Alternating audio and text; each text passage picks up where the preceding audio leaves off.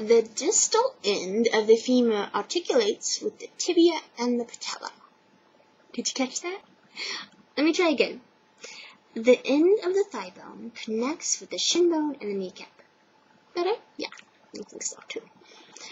By using clarity, familiarity, and repetition, you're going to make it much easier for things to be understood and the information you want to share be retained, which is the whole point of being able to give a speech. Either you're celebrating and you want to share, or you want to give information which you want to be remembered, or you want to persuade somebody.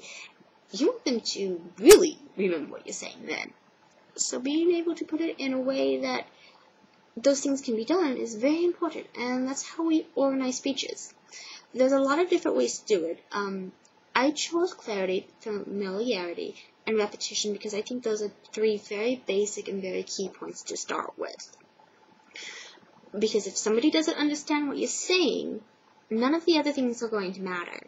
So you want to be very clear and precise on the facts that you give and on the goals of what you are telling somebody. The familiarity is like the example I used at the beginning. I used the correct names of the bones and describe how they connected. Most people aren't going to understand what that means. You put it in words that are familiar. You see it a lot in medical or electrical, or you can see it in also different fields. You can see it in cosmetology, you can see it in psychology, you can see it in almost everywhere. Every particular area of expertise is going to have a language that is unique to that. If you go in talking to a group of people who are not in that field and still use those terms, you're going to make it more about understanding those terms than understanding what the concept is you are trying to convey. So first, we want to be clear. Second, we want to be familiar. And third of the key points is we want to use repetition. Doesn't mean droning on and on and on and repeating yourself over and over and over. Kind of dull.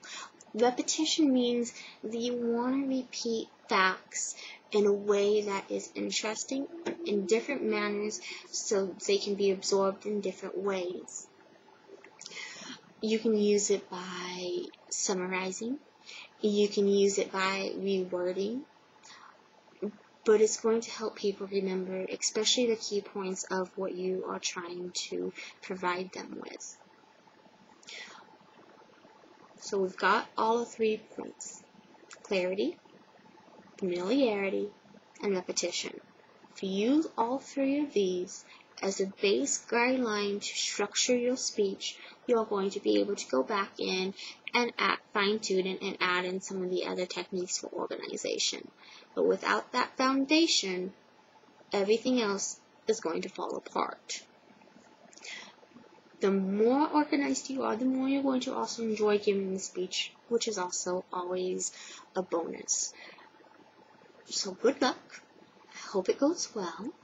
And you start here, and you're going to do a good job.